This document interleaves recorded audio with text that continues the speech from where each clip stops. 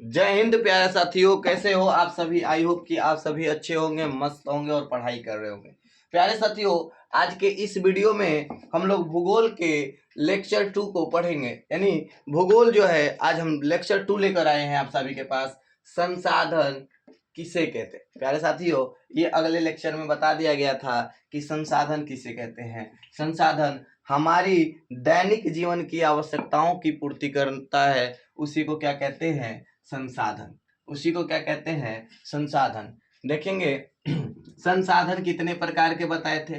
तो आप लोगों को कोई पूछे कि संसाधन कितने प्रकार के होते हैं, तो पूछना कि किस आधार पे बताएं। यानी संसाधन उत्पत्ति के आधार पर भी होता है, उपयोगिता के आधार पर होता है, उपयोगिता के आधार पर होता है, फिर उसके बाद स्वामित्व के आधार पर होता है, स्वामित्व के आधार पर, और एक होगा आप लोगों का विकास के आधार पर। प्यारे साथियों, उत्पत्ति के आधार पर संसाधन दो प्रकार के होते हैं। उत्पत्ति के आधार पर संसाधन दो प्रकार के होते हैं, एक होता है जैव संसाधन और एक होता है अजैव संसाधन। जैव संसाधन जिनकी उत्पत्ति जीव मंडल से होती है उसे जैव संसाधन कहते हैं, और जिसकी उत्पत्ति निर्जीव वस्तुओं से होती है उसे अजैव संसाधन कहते हैं। कोई डाउट हो तो बताइएगा। उपयोगिता के आधार पर संसाधन, उपयोगिता के आधार पर संसाधन दो प्रकार के होते हैं, एक नवीकरणीय संसाधन और एक होता है अनवीकरणीय संसाधन। एक नवीकरणीय संसाधन और एक अनवीकरणीय संसाधन। प्यारे साथियों, नवीकरणीय संसाधन वैसा संसाधन जिसकी ध्यान देंगे, वैसा संसाधन जिसका उपयोग एक बार करने के बाद पुनः उपयोग किया जा सकता है, उसे नवीकरणीय संसाधन कहते हैं, उसे नवीकरणीय संसाधन कहते हैं। और अनवीकरणीय संसाधन किसको कहेंगे, जिसका उपयोग एक बार करने के बाद दोबारा उपयोग नहीं किया जाता हो, उसे अनवीकरणीय संसाधन कहते हैं। अच्छा, दोबारा उपयोग क्यों नहीं किया जाता हो, क्योंकि ये समाप्त हो जाएगा तो इसको बनने में लाखों करोड़ों वर्ष लग जाएंगे, इसीलिए इसका दोबारा उपयोग हम लोग नहीं कर सकते हैं। यानी कि ये देखिए, समाप्त के आधार पर भी हो जाएगा। समाप्त के आधार पर मतलब कि एक बार के बाद वो समाप्त नहीं होता है, बनते रहता है, बनते रहता है, वो नवीकरणीय संसाधन कहलाएगा। अनवीकरणीय संसाधन किसको कहेंगे, तो वैसा संसाधन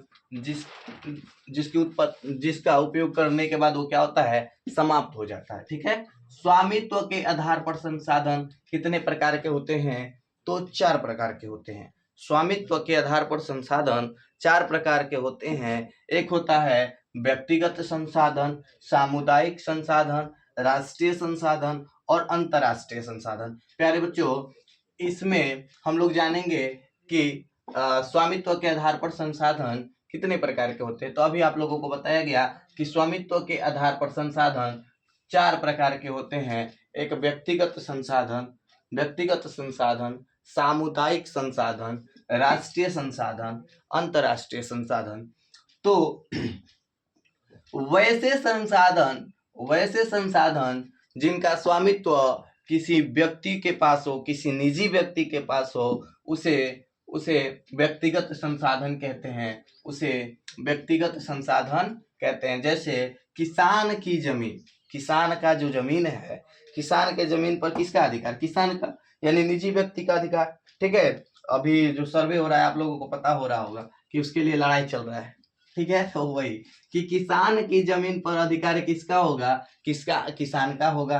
यानी कि व्यक्तिगत संसाधन किसको कहेंगे, तो वैसे संसाधन वैसे संसाधन को व्यक्तिगत संसाधन कहते हैं जिनका स्वामित्व किसके पास होता है, निजी व्यक्ति के पास। किसके पास होता है, निजी व्यक्ति के पास। उसको क्या कहेंगे, उसी को कहेंगे भैया व्यक्तिगत संसाधन। सीख रहे होंगे और लिख रहे होंगे। ठीक है। फिर उसके बाद सामुदायिक संसाधन। देखिए, एग्जाम के लिए बहुत ही महत्वपूर्ण चैप्टर है ये संसाधन। ठीक है। और अपने दिल दिमाग गुर्दा फेफड़ा किडनी जहां जहां सेट करना है कर लीजिए। क्योंकि एग्जाम में क्वेश्चन पूछता है कि बताइए व्यक्तिगत संसाधन किसको कहेंगे, और ज्यादा होता है तो अंतर्राष्ट्रीय राष्ट्रीय संसाधन पूछ देता है कि राष्ट्रीय संसाधन और अंतर्राष्ट्रीय संसाधन क्या है, इसको बताइए। ठीक है, तो इसीलिए हम बता रहे हैं आप लोगों को कि जहां जहां दिल दिमाग गुर्दा फेफड़ा किडनी जहां जहां आप लोगों को समझ में आ रहा है वहां वहां सेट कर लीजिए। ठीक है, तो व्यक्तिगत संसाधन आई होप कि आप लोग सीखे होंगे। फिर उसके बाद सामुदायिक संसाधन को देख लीजिए मेरे प्यारे साथियों। सामुदायिक संसाधन किसको कहते हैं, तो वैसे संसाधन जिनका उपयोग समुदाय के सभी लोग करते हैं। समुदाय के सभी लोगों का मतलब क्या हुआ कि समाज में समाज करता है, क्या करता है, समाज करता है, और समाज में बहुत सारे लोग उपस्थित होते हैं, मौजूद होते हैं। ठीक है, तो सामुदायिक संसाधन किसको कहेंगे, तो वैसे संसाधन जिनका उपयोग समुदाय के सभी लोग करते हैं उन्हीं को क्या कहते हैं, सामुदायिक संसाधन कहते हैं। फिर उसके बाद आएगा राष्ट्रीय संसाधन किसको कहेंगे, तो किसी भी प्रकार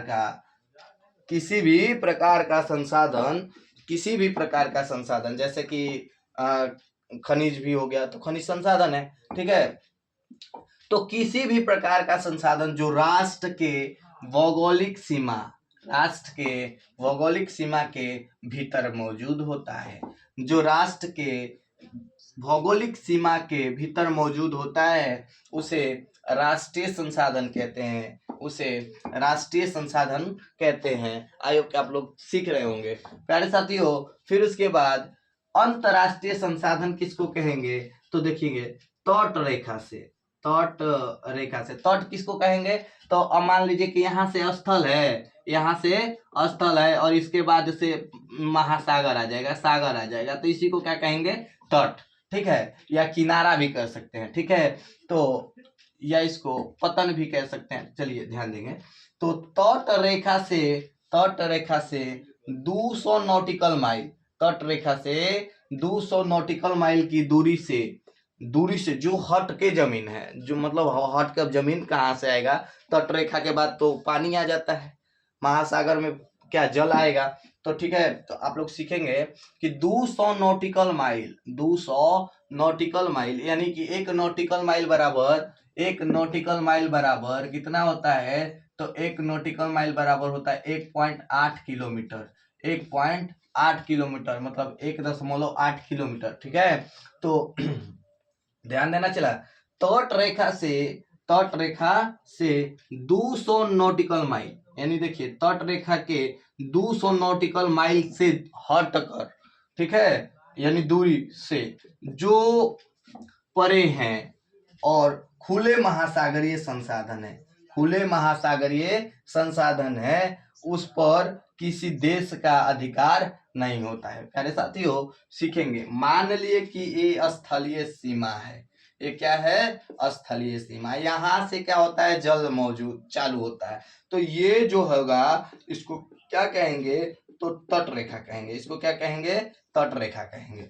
और तट रेखा से 200 नॉटिकल माइल तक आप जाओगे तो यहाँ तक अगर कोई भी चीज पाया जाएगा, अगर यहाँ से कोई चीज निकल रहा है, जैसे मान लीजिए यहाँ से कोई चीज खनिज निकल रहा है, सोना निकल रहा है, ठीक है, तो अब यहाँ तक ये जो होगा सोना यहाँ पर, तो ये किसके पास होगा, तो मान लीजिए भारत की सीमा है तो भारत के पास होगा, पाकिस्तान का होगा तो पाकिस्तान का, यानी किसी भी देश का जो सीमा होता है, किसी भी देश के तट रेखा से कितने नॉटिकल माइल तक, यानी 200 नॉटिकल माइल तक की दूरी, 200 नॉटिकल माइल तक की दूरी आप लोगों के यहाँ दिखाया गया, 200 नॉटिकल माइल दूरी से जो हट के है, यानी दूर है, 200 नॉटिकल माइल के बाद जो चीज मान लीजिए खुला महासागरीय संसाधनों पर किसका अधिकार होगा, कोई देश का अधिकार नहीं होगा, वो अंतरराष्ट्रीय संस्था के पास होगा। तो इसको एक शब्द में अगर लिखना चाहो तो लिख सकते हैं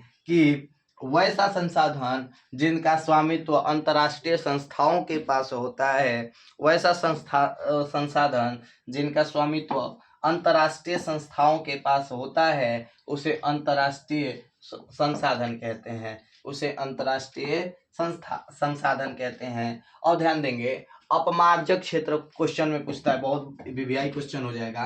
अपमार्जक क्षेत्र अपमार्जक क्षेत्र क्या होता है? तो अपमार्जक क्षेत्र क्या होता है प्यारे साथियों? अपमार्जक क्षेत्र किसको कहेंगे? तो अभी हम बताए ना कि 200 नॉटिकल माइल इसको कहेंगे अपमार्जक क्षेत्र। इसको क्या कहेंगे? 200 नॉटिकल माइल समुद्री सीमा, ठीक है, समुद्र सीमा की 200 नॉटिकल माइल से दूर, 200 एनएम से दूर, ठीक है, नॉटिकल माइल को एनएम लिख रहे हैं तो ध्यान देंगे। समुद्र सीमा से समुद्र की 200 नॉटिकल माइल की दूरी के बाद जो क्षेत्र है या 200 नॉटिकल माइल का क्षेत्र है उसी को क्या कहते हैं? अपमार्जक क्षेत्र। इसको क्या कहेंगे?